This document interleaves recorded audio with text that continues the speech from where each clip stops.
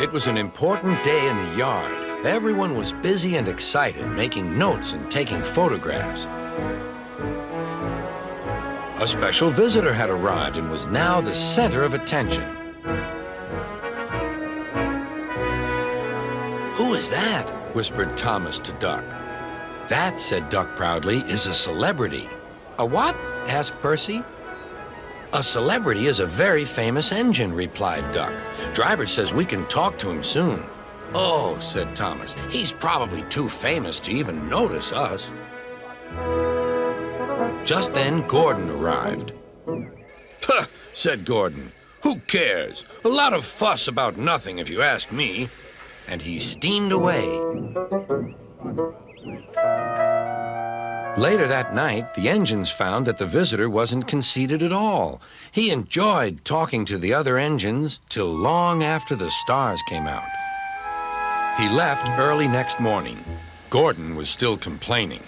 "Good riddance," he grumbled, "chattering all night. Who is he anyway?" "Duck told you," replied Thomas. "He's famous." "As famous as me? Nonsense." "He's famouser than you. He went 100 miles an hour before you were even thought of." "Huh, so he says," huffed Gordon, "but I didn't like his looks. He's got no dome. Never trust domeless engines. They're not respectable.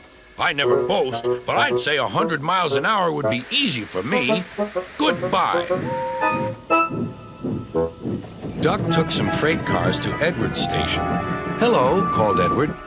"That famous engine came through this morning. He whistled to me. Wasn't he kind?" "He's the finest engine in the world," replied Duck.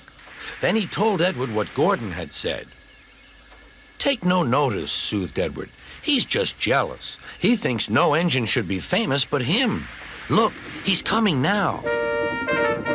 Gordon was running very fast. His wheels pounded the rails.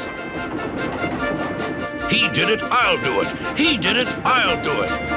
Gordon's train rocketed past and was gone. "He'll knock himself to bits," chuckled Duck.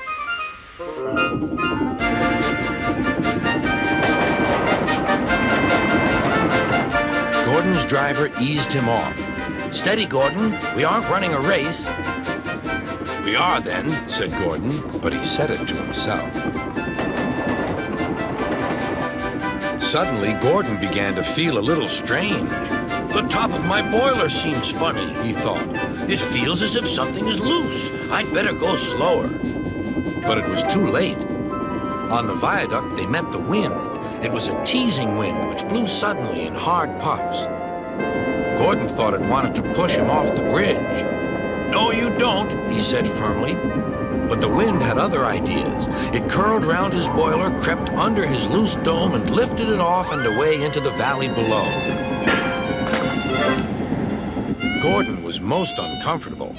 The cold wind was whistling through the hole where his dome should be, and he felt silly without it. At the big station, the freight cars laughed at him. Gordon tried to wheesh them away,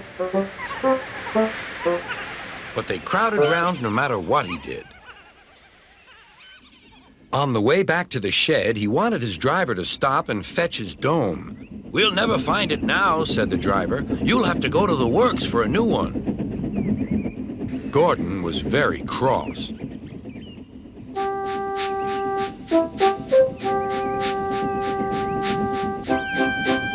"I hope the shed is empty tonight," he huffed to himself. But all the engines were there waiting. "Never trust domeless engines," said a voice from somewhere behind him. "They aren't respectable."